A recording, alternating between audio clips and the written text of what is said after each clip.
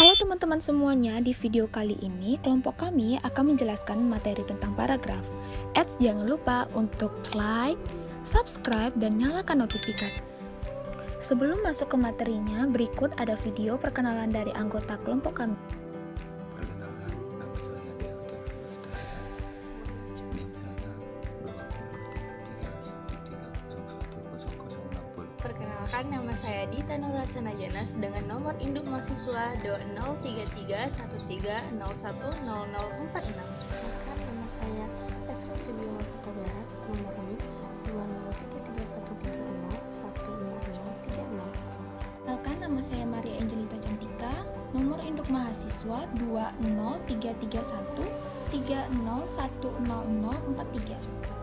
Nama saya Nadia Dinar Atika, NIM saya adalah 203313010014. Perkenalkan, nama saya Roy Grace Kampukulon, NIM saya 203313010005.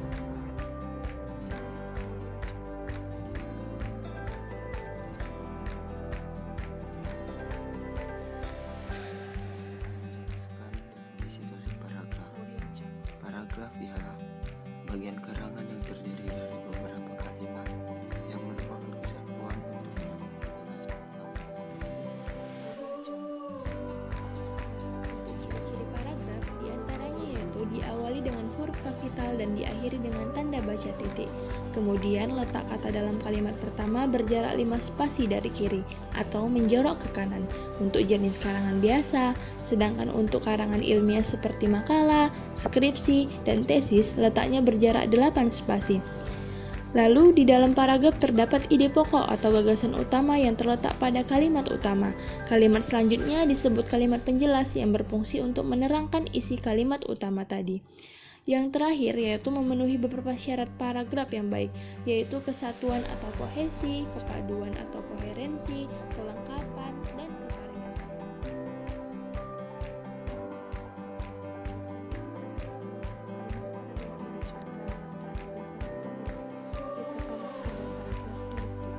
Paragraf deduktif ini adalah paragraf yang gagasan utamanya terletak di awal paragraf. Gagasan utama atau pokok persoalan paragraf itu dinyatakan dalam kalimat pertama, kemudian disusul oleh penjelasan-penjelasan terperinci terhadap gagasan utama. Yang kedua, ada paragraf induktif.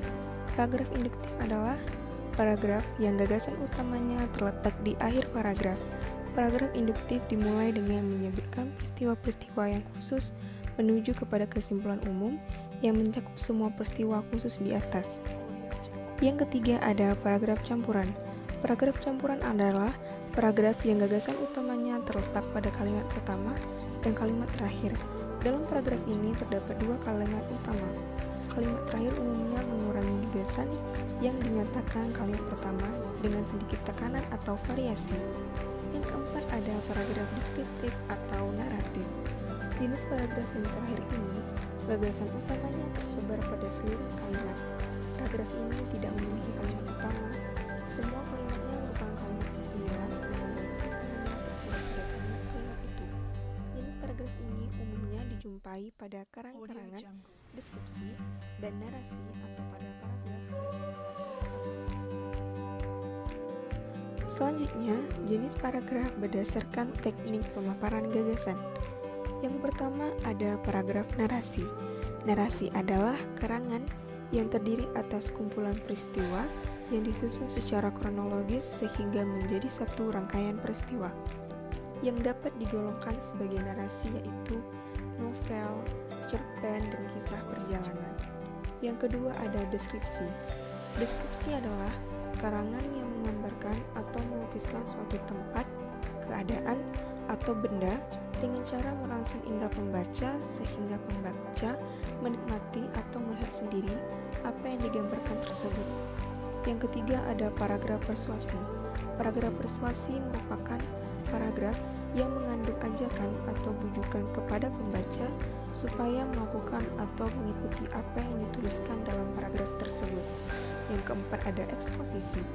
Eksposisi adalah karangan yang memaparkan suatu keadaan, proses, atau masalah sejelas-jelasnya. Tujuan karangan eksposisi ini adalah memberikan informasi atau penjelasan kepada pembaca dengan cara mengembangkan gagasan. Yang kelima ada argumentasi. Argumentasi adalah karangan yang mengemukakan sesuatu dengan memberikan alasan, contoh, dan bukti yang kuat atau meyakinkan sehingga pembaca terpengaruh dan membenarkan pendapat, gagasan, dan keyakinan tersebut. Tentunya sebelum membuat paragraf, kita harus menentukan topik apa yang akan dibahas. Untuk menentukan topik, kamu dapat melakukan beberapa langkah berikut. Langkah pertama, rancanglah kalimat topik untuk mendukung pernyataan tesis. Sebelum mulai menulis, kumpulkan semua informasi yang kamu miliki dan tentukan informasi mana yang relevan untuk ide utama kamu. Yang kedua, aturlah poin utama dalam urutan yang logis. Ide harus dapat mengalir dengan baik. Urutkan informasi yang kamu dapatkan agar pembaca tidak menjadi kebingungan. Yang ketiga, pertimbangkan cara setiap paragraf mengalir dari paragraf sebelumnya. Kalimat topik berguna sebagai alat organisasi, di mana kalimat ini membantu pembaca mengikuti gagasan Anda. Selanjutnya yang keempat, gunakan transisi untuk memperlancar alur argumen Anda.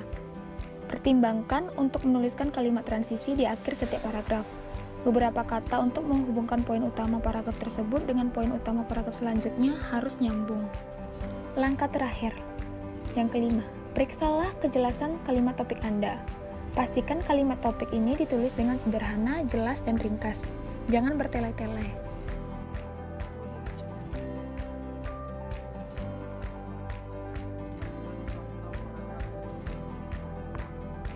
Contoh paragraf deduktif dalam kulit manggis terdapat kandungan berbagai nutrisi yang memiliki manfaat besar bagi kesehatan tubuh. Kandungan nutrisi yang ada pada kulit manggis sangatlah beragam. Beberapa di antaranya yakni protein, gula, tanin, serat kasar, energi, lemak, karbohidrat, besi, kalsium, fosfor, dan masih banyak lagi. Dari beberapa kandungan nutrisi yang ada pada kulit buah tersebut, tak mengherankan jika kulit buah ini memiliki khasiat yang sangat baik bagi tubuh manusia. Kulit manggis telah terbukti secara ilmiah mampu melayani disentri, jantung, menjaga kesehatan kulit, mengatasi panas dalam, mengatasi diare, mengobati penyakit kanker, menjaga kerusakan tubuh, membantu meningkatkan sistem imun pada tubuh, berat badan, sindrom,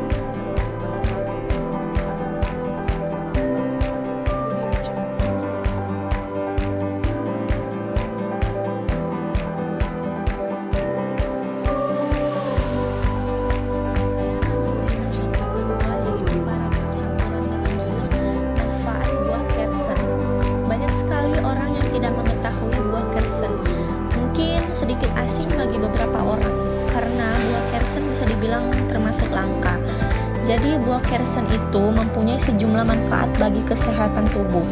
Buah yang bernama ilmiah Muntingia calabura ini mempunyai kandungan vitamin A dan beta-karoten yang tinggi sekali, sehingga dapat membantu meningkatkan kesehatan mata. Jadi, sifat inflamasi yang terkandung pada buah ini juga dapat membantu mencegah peradangan serta demam di dalam